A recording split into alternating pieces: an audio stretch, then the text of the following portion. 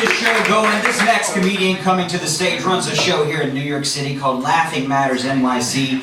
Put your hands together for Matt Dietz, everybody. Whoa!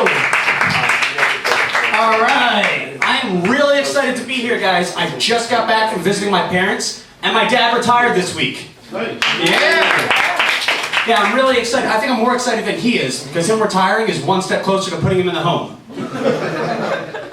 As a millennial, that's the only way I can get a house. So. Now, I had anxiety and depression before it was cool. Yeah. Yeah. I see you. I'm not talking about the trendy version either. You know, the lying on a couch with a gravity blanket, watching reruns of The Office, eating avocado-flavored seaweed squares, calling that depression? No. I told my mom I was depressed in 5th grade. And she said, well, you're not the one with kids. I told my older sister I was depressed in college. And she said, well, you're not drinking enough. I told my girlfriend I was depressed. And she said, well, I'm never going to finish now. My self-esteem fluctuates based on how quickly people respond when I sneeze. And I'm so self-conscious, when I sing karaoke, I sing backup. I tried to get away from my anxiety and depression by going on a solo vacation to Florida, where I got separation anxiety and tropical depression. So something that's been making me really anxious lately is the news. I don't know how closely you guys have been following this, but aliens are real. The Navy's been following them all over the coast and just didn't think that it was worth telling us about. There is a key public figure that came out to share this knowledge with all of us, and it's not Neil deGrasse Tyson. It's Blink-182. That dumbass punk band from the 90s. They're changing America in ways the Beatles only imagined they could.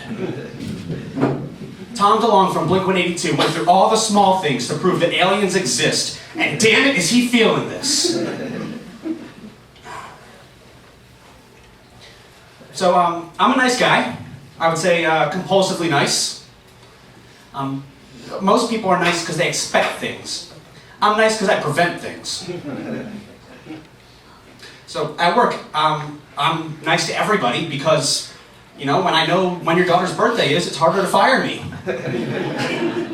Or at me.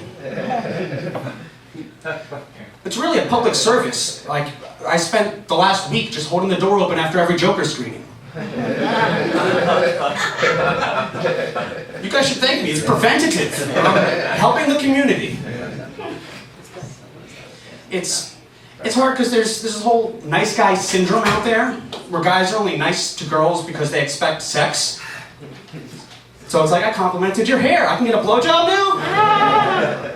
And like, that ruins my brand, you know? So I have to really start to be like explicit about why I'm being nice. So I bought a cup of coffee for a girl at work, and I said, you know, hey Lisa, here you go. By the way, I don't want to have sex with you. Well, not that I wouldn't. It's just that's not why I bought you coffee. Well, she appreciated the honesty. At least that's what the HR told me.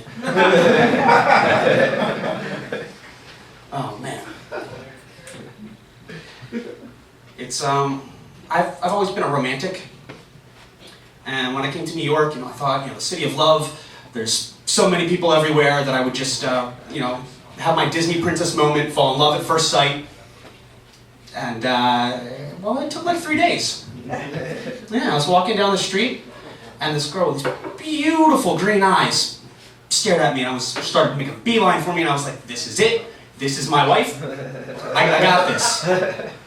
She came up, she said, hey, do you care about animals? Hell yeah, I care about animals. What else do we have in common? Yeah, so Haley doesn't talk to me anymore, but she does take monthly payments. So it's kind of like I have an ex-wife. Yeah. All right, I've been Matt Dietz. Thank you very much, everyone. Yeah.